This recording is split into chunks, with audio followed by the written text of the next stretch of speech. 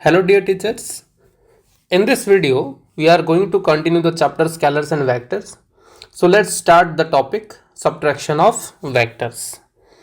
तो subtraction of vector a, एक vector हमारे पास a है जिसको हम क्या करना है b से सब्ट्रैक्ट करना है। तो ये वैसा ही है जैसे पैरेललोग्राम हम पढ़े थे, मतलब एडिशन पढ़े थे, जो वैसा ही है, लेकिन थोड़ा सा अलग है कि अगर हम a को b से सब्ट्रैक्ट करना चाहते हैं तो हमें क्या करना होगा, एडिशन करना होगा a और b का नेगेटिव, मतलब माइनस b। तो यहाँ पे हमारे पास एक वेक्टर a है और एक वेक्टर b है और इन दोनों के बीच का एंगल थीटा है। तो ये हम पहले से पढ़ चुके हैं कि ये वाला जो होता था, ये a प्लस बी होता था, ये a प्लस बी होता था। लेकिन हमें यहाँ पे चाहिए a vector minus B vector, a से b को हमें माइनस करना है। और इसका मतलब हम क्या लिखें यहाँ पे कि a के साथ हमें किसे जोड़ना है, माइनस बी को जोड़ना है। तो अब यहाँ पर a तो है हमारे पास लेकिन माइनस बी नहीं है। तो अगर हम ये जो b है, b को अगर इस तरफ हम रिवर्स कर ले, ये रिवर्स कर ले, तो ये हमारा बन जाएगा माइनस बी, ये बन गया माइनस बी। अगर a और b के बीच एंगल थीटा है तो a और माइनस बी के बीच ये वाला एंगल अभी बन जाएगा 180 माइनस थीटा। और ये जो है, ये वाला जो रिजल्टेंट a और माइनस बी का, ये वाला रिजल्टेंट जो है अब ये बनेगा a vector plus minus B vector, मतलब a vector minus B vector.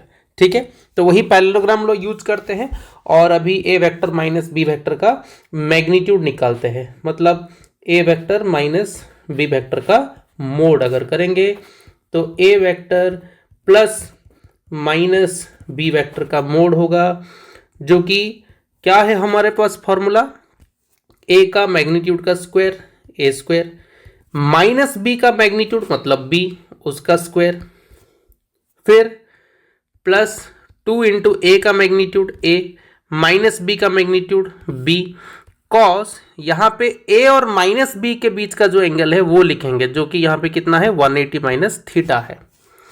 तो इसको अगर हम सॉल्व करें तो ये हो जाएगा a square plus B square minus 2ab cos theta और इसका स्क्वायर रूट, जो कि हम लिख पाएंगे a vector minus B vector का मोड। तो यहाँ पे a vector plus B vector का मोड क्या आया था, root over of a square plus B square plus 2ab cos theta आया था, जो कि यहाँ पे a vector minus B vector mod आ गया square root of a square plus B square minus 2ab cos theta.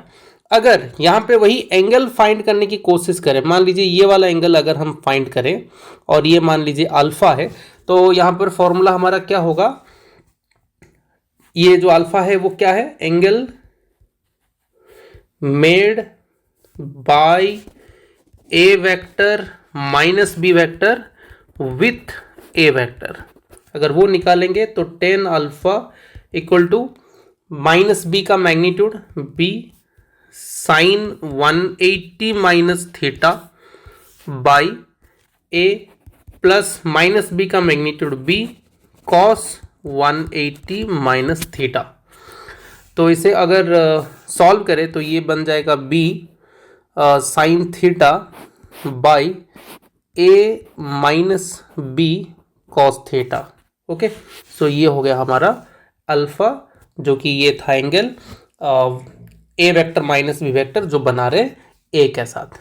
ठीक है, अभी कुछ थोड़ा एक्स्ट्रा पॉइंट्स है, थोड़ा वो ध्यान रखते हैं कि जो हमारे पास फॉर्मूला है ए वेक्टर माइनस बी वेक्टर, उस केस में अगर ए वेक्टर बी वेक्टर क्या हो गए, पैरेलल हो गए, दैट इज इन दो वेक्टर्स के बीच का जो एंगल है वो 0 डिग्री हो गया, देन अभी a vector minus B vector का जो मैग्नीट्यूड है वो कितना आएगा, वो आएगा a square plus B square minus 2ab cos theta, 0 है यहाँ पे तो कॉस 0 आएगा, और ये हो जाएगा अगर इसको सॉल्व करें तो a माइनस बी हो जाएगा, जो कि ये आ गया मिनिमम।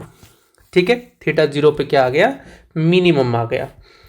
अगर यहाँ पे a vector anti parallel to b vector होता है, दैट इज थीटा कितना होता है 180 होता है, देन अभी a vector minus B vector का मैग्नीट्यूड कितना आएगा, ये आएगा a square plus B square minus 2ab cos 180, इसका स्क्वायर रूट, और कॉस 180 -1 होता है और यहाँ पे माइनस है तो ये हो जाएगा a प्लस बी, जो कि ये हो गया मैक्सिमम वैल्यू। तो एक चीज़ यहाँ पे ध्यान रखना चाहिए, अगर हमें a vector plus b vector का मोड का मतलब सम का भी मैक्सिमम मैग्नीट्यूड पूछे तो वो भी हम a प्लस बी लिखेंगे, अगर डिफरेंस का मतलब a vector minus B vector का भी मैक्सिमम वैल्यू पूछे तो हम वही a प्लस बी ही लिखेंगे। अगर मिनिमम वैल्यू पूछे तो a vector plus B vector का मोड हो या फिर a vector minus vector mod हो तो a माइनस बी ही होगा।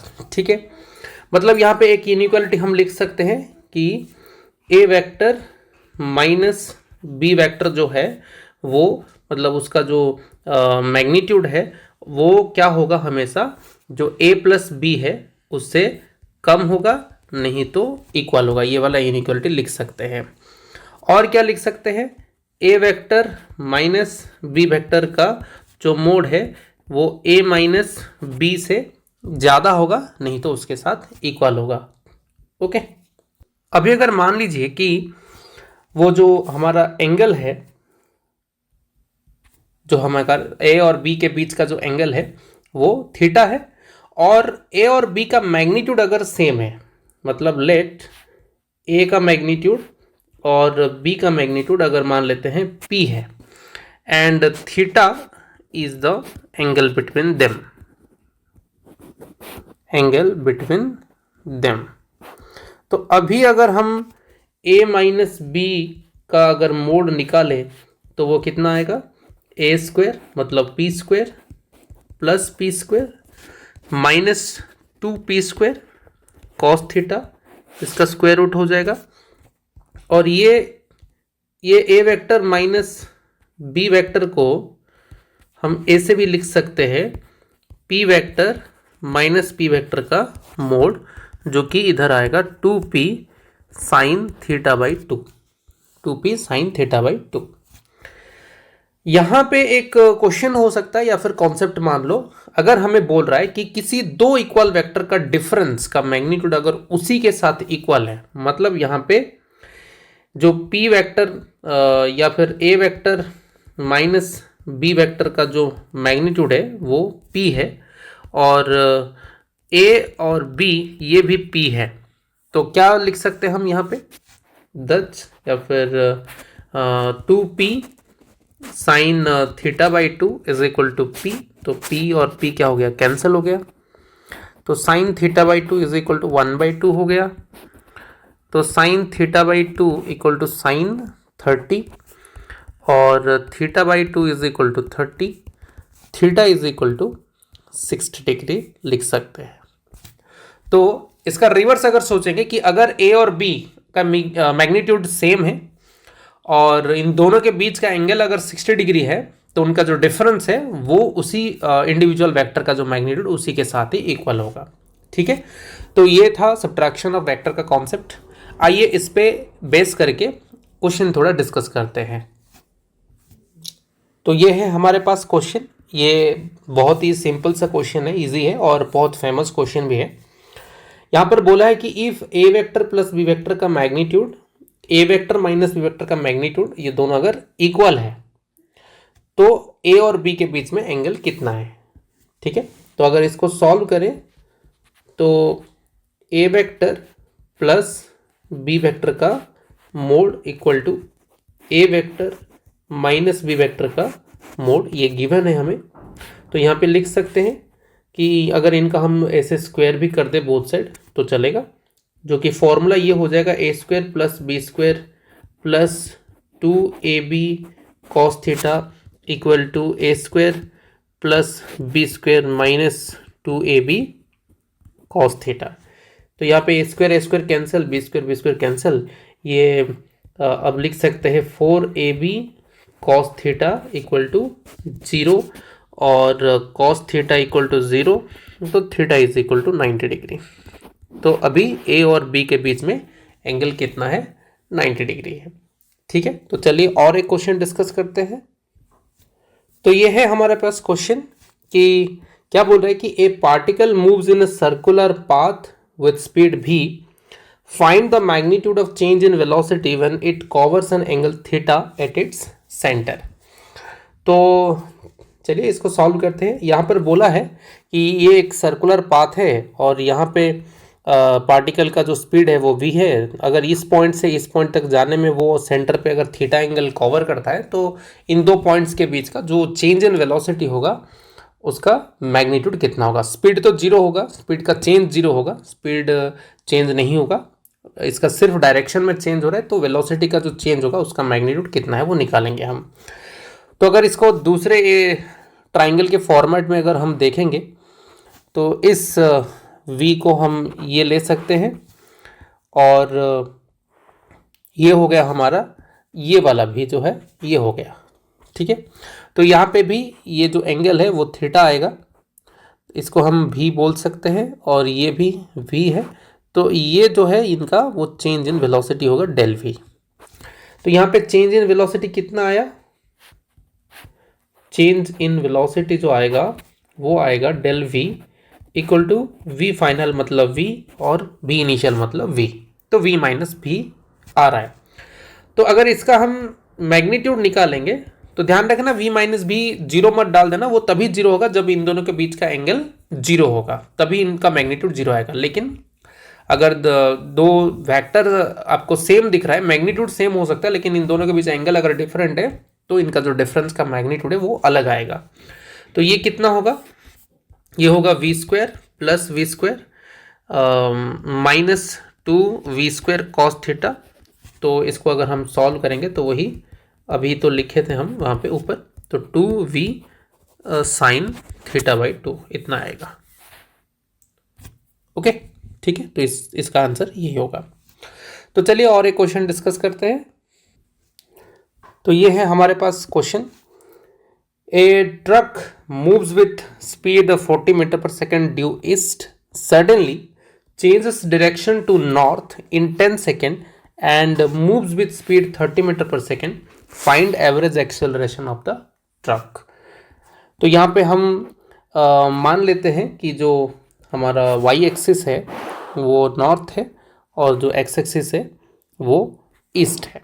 तो यहाँ पे हमें बोला है कि पहले वो 40 मीटर पर सेकेंड ईस्ट की तरफ जा रहा था, ये ईस्ट है, और यहाँ इसका जो इनिशियल स्पीड था वो 40 मीटर पर सेकेंड था और सडनली वो चेंज किया डायरेक्शन नॉर्थ की तरफ और वो 10 सेकेंड में चेंज किया और मूव हो रहा है अभी 30 मीटर पर सेकेंड। तो यहाँ पे एवरेज एक्सेलरेशन का एक्सप्रेशन हम लिख सकते हैं change in velocity by time taken to that change. तो यहाँ पे final velocity minus initial velocity by time taken.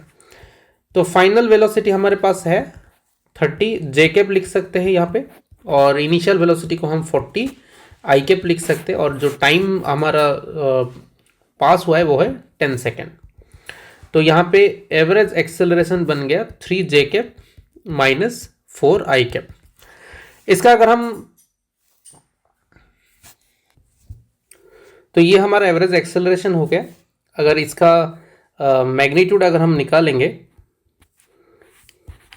अगर मैग्नीट्यूड निकालेंगे तो ये हो जाएगा 3 का स्क्वायर 9 और ये 4 का स्क्वायर 16, तो ये हो जाएगा 5 मीटर पर सेकेंड स्क्वायर। लेकिन अगर डायरेक्शन निकालेंगे तो इसको थोड़ा हम एनालिसिस करेंगे, इसको फॉर्म करने की कोशिश करेंगे 3 आई कैप माइनस 4 जे कैप को। तो ये हो गया हमारा 3 आई कैप और ये हो गया हमारा माइनस 4 जे कैप, 3 आई कैप और ये minus 4 J cap. So it will be the direction of acceleration. और यहाँ पे हम एंगल निकालने की कोशिश करेंगे। मान लीजिए ये वाला एंगल अगर हम निकालेंगे तो ये जो है इसका जो मैग्नीट्यूड है वो 4 है। तो यहाँ पे टेन थीटा जो निकलेगा वो है 4/3 और टेन थीटा 4/3 है, तो थीटा जो है वो है 53 डिग्री। और ये 53 डिग्री जो है वो किसके साथ बना रहा है, वो ईस्ट के साथ बना रहा है और वो टुवर्ड्स साउथ बना रहा है। तो आंसर हम लिख सकते हैं दच जो एवरेज एक्सेलरेशन है वो 5 metre per second square 53 degree south of east, ऐसे लिख सकते हैं। नहीं तो अगर ये 53 डिग्री है तो ये 37 डिग्री है, और लिख सकते हैं 5 metre per second square 37 degree east of south. ठीक है, ये दोनों ही आंसर सही होगा। ठीक है, तो चलिए और एक क्वेश्चन डिस्कस करते हैं। तो ये हमारे पास और एक क्वेश्चन है कि if the sum of two unit vectors is a unit vector then find the magnitude of difference. ठीक है, तो इसको सॉल्व करते हैं। ये क्या बोला है कि सम ऑफ टू यूनिट वेक्टर्स, तो मान लीजिए हमारे पास एक यूनिट वेक्टर है ए और एक यूनिट वेक्टर है बी, इसका जो सम है वो एक यूनिट वेक्टर के साथ इक्वल है, तो इसका डिफरेंस कितना होगा ऐसे पूछ रहा है। तो अगर हम इसका मैग्नीट्यूड लिखें तो ये 1 हो जाएगा, क्योंकि यूनिट वेक्टर का मैग्नीट्यूड 1 है। तो अभी ए कैप का स्क्वायर मतलब 1 प्लस बी कैप का स्क्वायर मतलब 1 प्लस 2 इंटू ए कैप का मैग्नीट्यूड मतलब 1 फिर बी कैप का मैग्नीट्यूड मतलब 1 एंड लेट इन दोनों के बीच जो एंगल है वो कॉस थीटा है, तो इसका स्क्वायर रूट हो जाएगा और ये 1 हो गया। तो ये हो गया 2 plus 2 cos theta equal to 1। ठीक है, 2 plus 2 cos theta equal to 1 हो गया। तो 2 कॉस थीटा इक्वल टू -1 और कॉस थीटा इक्वल टू -1/2। अब हम निकालेंगे ये जो दो यूनिट वेक्टर का डिफरेंस का मैग्नीट्यूड अगर निकालेंगे तो ए कैप का जो मैग्नीट्यूड है उसका स्क्वायर 1 प्लस बी कैप का मैग्नीट्यूड उसका स्क्वायर 1 और ये -2 इंटू ए कैप का मैग्नीट्यूड 1 बी कैप का मैग्नीट्यूड 1 इंटू कॉस थीटा, तो ये हो जाएगा 2 माइनस 2 इंटू -1/2 और इसका स्क्वायर रूट, तो 2 प्लस 1 इसका square root which is equal to 3। Okay, so dear teachers, if you feel the content is useful for you, kindly subscribe the channel, do share and like the video.